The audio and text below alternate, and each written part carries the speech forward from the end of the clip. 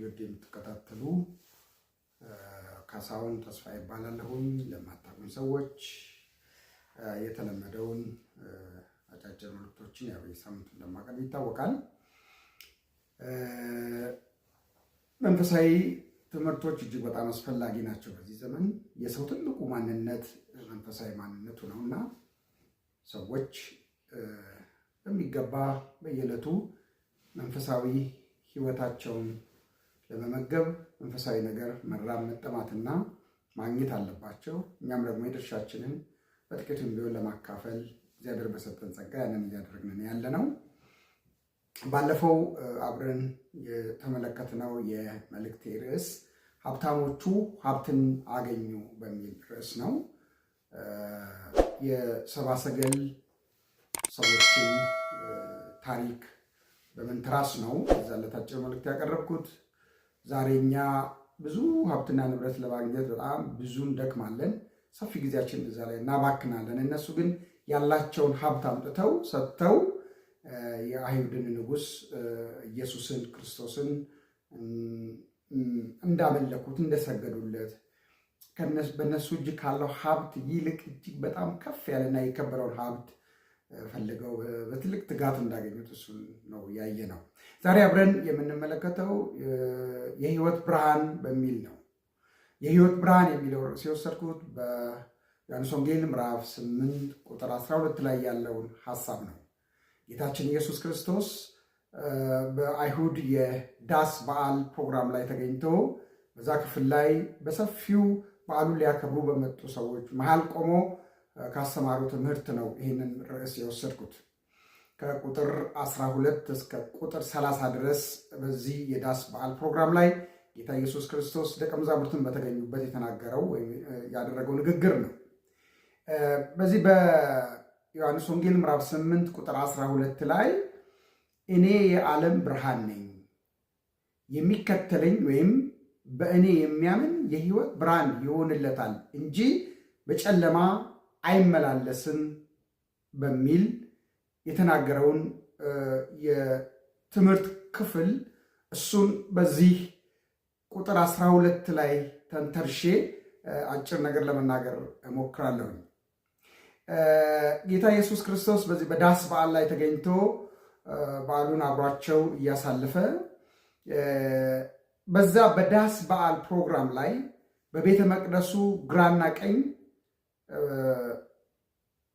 ወደ 20 ሜትር በሚረዝም በመቅረዝ ላይ የተሰቀለ መብራት በኢየሩሳሌም ከተማ ያሉ ሰዎች በሙሉ የሚያዩት ከፍ ያለ ድምቅ ያለ መብራት ተሰቅሎ ያንን አይቶ ነው ከዛ ጋር አነጻጽሮ ነው ጌታ ኢየሱስ የተናገረው ይላል የአይሁድ ታሪክ።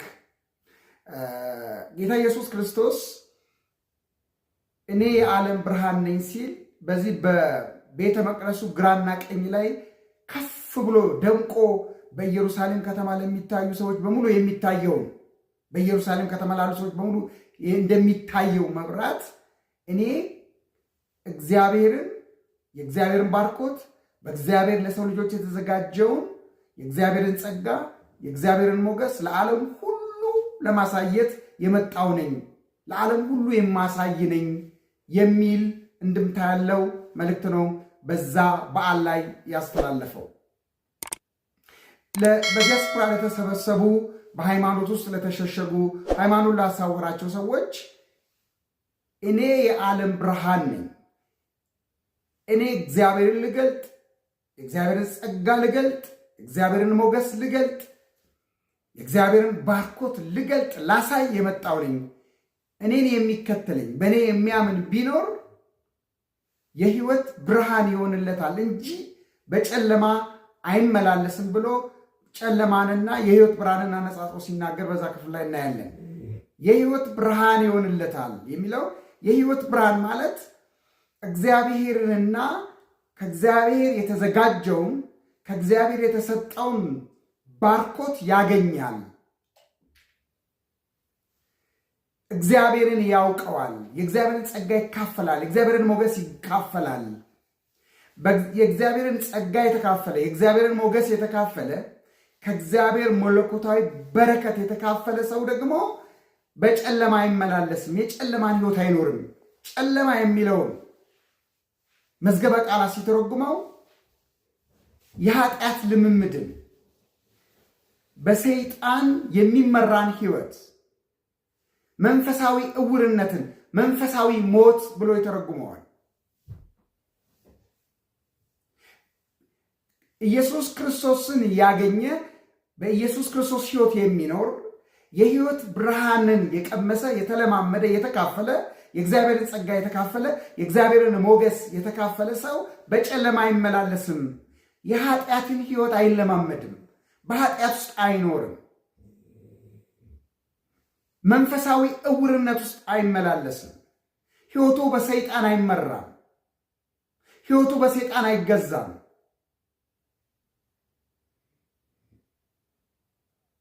መንፈሳዊ ሞትን አይሞትም።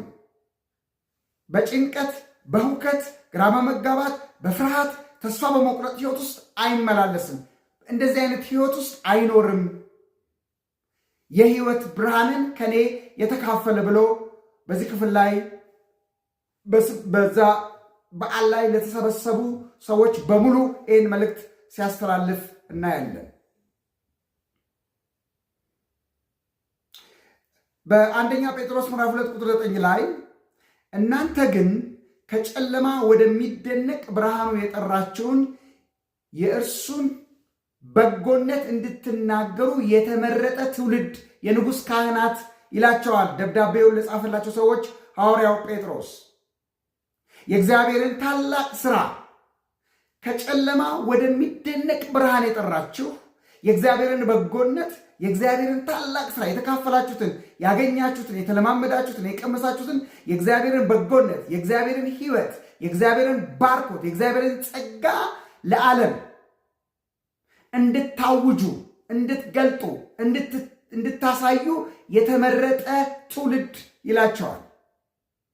በጌታ በኢየሱስ ክርስቶስ የተመረጠ ትውልድ የእግዚአብሔርን በጎነት፣ የእግዚአብሔርን ባርኮት፣ የእግዚአብሔርን ሕይወት፣ የእግዚአብሔርን ፍቅር፣ የእግዚአብሔርን ደስታ፣ የእግዚአብሔርን ሰላም ለዓለም ለማወጅ ለማሳየት የተመረጠ ትውልድ ሲላቸው እናያለን።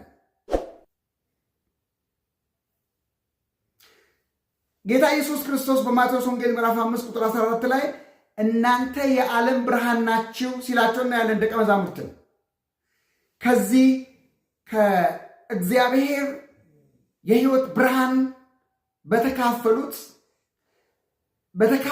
ብርሃን ባገኙት ጸጋ፣ ባገኙት ሞገስ፣ ባገኙት ባርኮት በመኖር ይሄንን በጨለማ ላለችው ዓለም፣ በክፋት ላለችው ዓለም፣ በክፋት ለተያዘችው ዓለም፣ በታወረችው ዓለም፣ ወደ ሞት እየሄደች ላለችው ዓለም ይሄንን የእግዚአብሔርን ባርኮት፣ የእግዚአብሔርን ጸጋ፣ የእግዚአብሔርን ሞገስ ታበራላችሁ፣ ታሳያላችሁ፣ ትገልጣላችሁ ስላችሁ እናንተ የዓለም ብርሃን ናችሁ።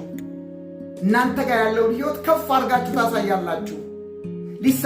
ሊሰወር በማይችል ደረጃ ልክ በጨለማ ላይ ብርሃን ሲበራ ጨለማን እንደሚያስወግድ በእናንተ ውስጥ ያለ የእግዚአብሔር ብርሃን ሲገለጥ በሰዎች ሕይወት ውስጥ ያለውን ጨለማ እንደሚያስወግድ ከኔ የተካፈላችሁትን ከኔ ያገኛችሁትን ሕይወት በመኖር ያንን ብርሃን በማብራት ለዓለም ትታያላችሁ፣ ለዓለም ታበራላችሁ ስላቸው እናያለን። ኢየሱስ ክርስቶስ ለሰው ልጆች ከእግዚአብሔር ዘንድ የተገለጠውን የተዘጋጀውን ያንን ሕይወት ያንን በረከት ሊያሳይ ሊያካፍል የመጣ መለኮታዊውን ነገር ሙሉ ለሙሉ ለዓለም ሊሰጥ የመጣ አዳኝና መሲህ ነው። ሰዎች ይህንን ኢየሱስ ክርስቶስን እስካልተቀበሉና እስካላገኙ ድረስ ይህንን ሕይወት መለማመድ አይችሉም። ይህንን ሕይወት መግለጥ አይችሉም። ይህንን ኢየሱስ ክርስቶስን የእግዚአብሔርን መለኮታዊ ብርሃን እስካልተቀበሉ ድረስ ሰዎች በጨለማ ነው የሚኖሩት። ሕይወታቸውን ሰይጣን ነው የሚመራው። ሕይወታቸውን ዓለም ናት የምትመራው። ከመንፈሳዊ ውርነት መውጣት አይችሉም። ከመንፈሳዊ ሞት መውጣት አይችሉም። ከኃጢአት እስራት መፈታታችን። ስለዚህ ሰዎች ሁሉ ይሄንን የሕይወት ብርሃን ኢየሱስ ክርስቶስን በመቀበል ይሄንን ሕይወት መለማመድ ይችላሉ። ስለዚህ ዛሬ እየሰማችሁኝ ያላችሁ ይሄንን ኢየሱስ ክርስቶስን ያልተቀበላችሁ፣ ይሄንን የሕይወት ብርሃን ያልተካፈላችሁ፣ ይሄንን የሕይወት ብርሃን ወደ ሕይወታችሁ ያላስገባችሁ፣ ይሄንን የሕይወታችሁን ብርሃን የሕይወት ብርሃን ሊሆን የመጣውን ኢየሱስ ክርስቶስን በመቀበል ከኃጢአት በመላቀቅ ከመንፈሳዊ ዕውርነት ነፃ በመውጣት ከመንፈሳዊ ሞት በመገላገል የእግዚአብሔር መንግሥት አካልና አባል እንድትሆኑ ጥሪ ያቀርባል። መልእክቴን በጥሞና ስለተከታተላችሁ አመሰግናለሁ። ተባረኩ። በሚቀጥለው በሌላ ርዕስ እስክንገናኝ ድረስ መልካም